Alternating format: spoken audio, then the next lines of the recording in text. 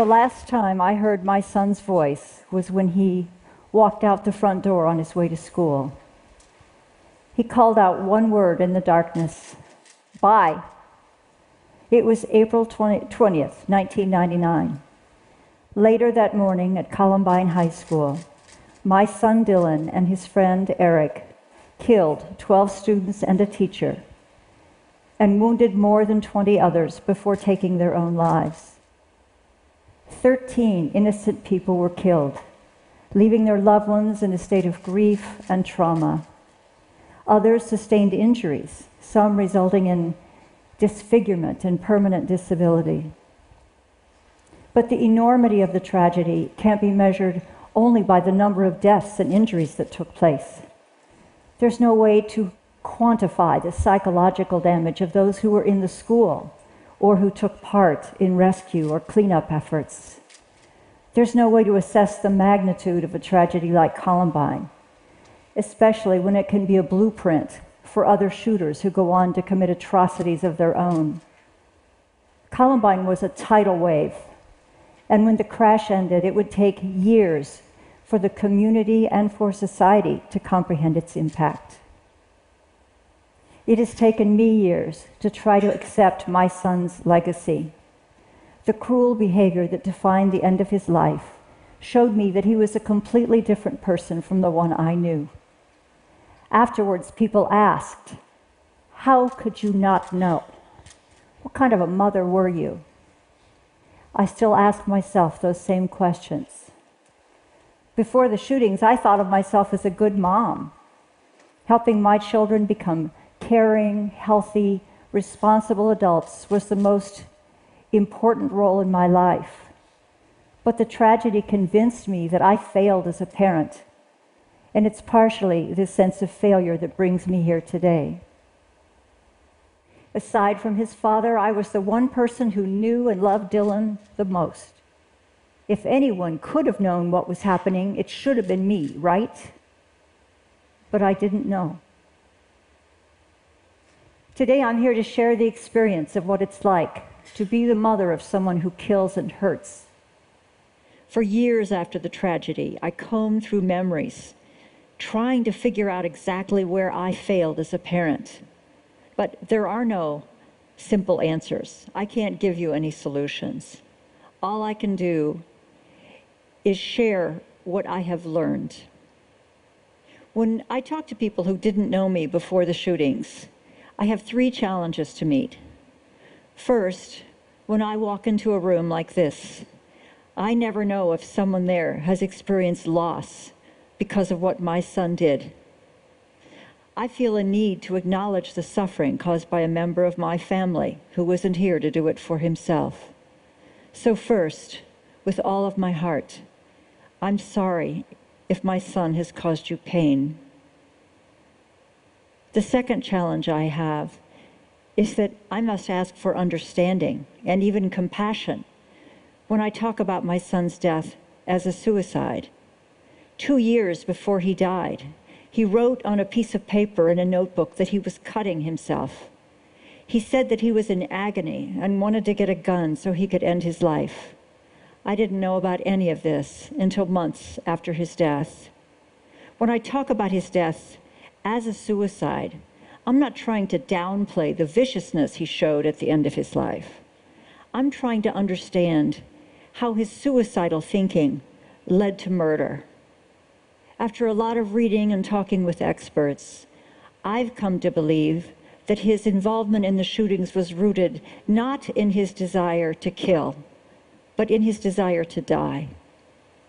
The third challenge I have when I talk about my son's murder-suicide is that I'm talking about mental health. Is that I'm talking about mental health, or brain health as I prefer to call it because it's more concrete. And in the same breath, I'm talking about violence. The last thing I want to do is to contribute to the misunderstanding that already exists around mental illness. Only a very small percent of those who have a mental illness are violent toward other people. But of those who die by suicide, it's estimated that about 75 to maybe more than 90% have a diagnosable mental health condition of some kind. As you all know very well, our mental health care system is not equipped to help everyone. And not everyone with destructive thoughts fits the criteria for a specific diagnosis. Many who have ongoing feelings of fear or anger or hopelessness are never assessed or treated. Too often, they get our attention only if they reach a behavioral crisis. If estimates are correct, that about 1 to 2% of all suicides involves the murder of another person, when suicide rates rise, as they are rising for some populations, then murder-suicide rates will rise as well. I wanted to understand what was going on in Dylan's mind prior to his death, so I looked for answers from other survivors of suicide loss. I did research and volunteered to help with fundraising events, and whenever I could, I talked with those who had survived their own suicidal crisis or attempt. One of the most helpful conversations I had was with a coworker who overheard me talking to someone else in my office cubicle. She heard me say that Dylan could not have loved me if he could do something as horrible as he did. Later, when she found me alone, she apologized for overhearing that conversation, but told me that I was wrong. She said that when she was a young single mother with 3 small children, she became severely depressed and was hospitalized to keep her safe. At the time, she was certain that her children would be better off if she died, so she had made a plan to end her life. She assured me that a mother's love was the strongest bond on earth, and that she loved her children more than anything in the world. But because of her illness, she was sure that they would be better off without her. What she said, and what I've learned from others, is that we do not make the so-called decision or choice to die by suicide in the same way that we choose what car to drive or where to go on a Saturday night. When someone is in an extremely suicidal state, they are in a stage 4 medical health emergency. Their thinking is impaired and they've lost access to tools of self-governance. Even though they can make a plan and act with logic, their sense of truth is distorted by a filter of pain through which they interpret their reality. Some people can be very good at hiding this state, and they often have good reasons for doing that. Many of us have suicidal thoughts at some point, but persistent, ongoing thoughts of suicide and devising a means to die are symptoms of pathology. And like many illnesses, the condition has to be recognized and treated before a life is lost. But my son's death was not purely a suicide. It involved mass murder. I wanted to know how his suicidal thinking became homicidal. But research is sparse, and there are no simple answers. Yes, he probably had ongoing depression. He had a personality that was perfectionistic and self-reliant, and that made him less likely to seek help from others. He had experienced triggering events at the school that left him feeling debased and humiliated and mad. And he had a complicated friendship with a boy who shared his feelings of rage and alienation, and who was seriously disturbed, controlling, and homicidal. And on top of this period in his life of extreme vulnerability and fragility, Dylan found access to guns, even though we'd never owned any in our home. It was appallingly easy for a 17-year-old boy to buy guns, both legally and illegally, without my permission or knowledge. And somehow, 17 years and many school shootings later, it's still appallingly easy. What Dylan did that day broke my heart. And as trauma so often does, it took a toll on my body and on my mind. 2 years after the shootings, I got breast cancer. And 2 years after that, I began to have mental health problems. On top of the constant, perpetual grief, I was terrified that I would run into a family member of someone Dylan had killed, or be accosted by the press, or by an angry citizen. I was afraid to turn on the news, afraid to hear myself being called a terrible parent or a disgusting person. I started having panic attacks. The first bout started 4 years after the shootings, when I was getting ready for the depositions and would have to meet the victims' families face to face. The second round started 6 years after the shootings, when I was preparing to speak publicly about murder-suicide for the first time at a conference.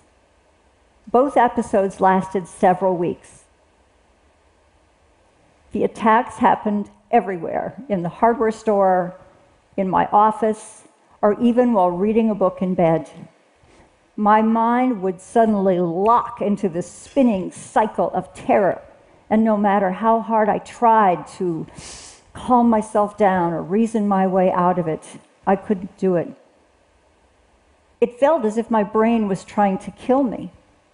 And then being afraid of being afraid consumed all of my thoughts. That's when I learned firsthand what it feels like to have a malfunctioning mind. And that's when I truly became a brain health advocate. With therapy and medication and self-care, life eventually returned to whatever could be thought of as normal under the circumstances. When I look back on all that had happened, I could see that my son's spiral into dysfunction probably occurred over a period of about 2 years. Plenty of time to get him help. If only someone had known that he needed help and known what to do.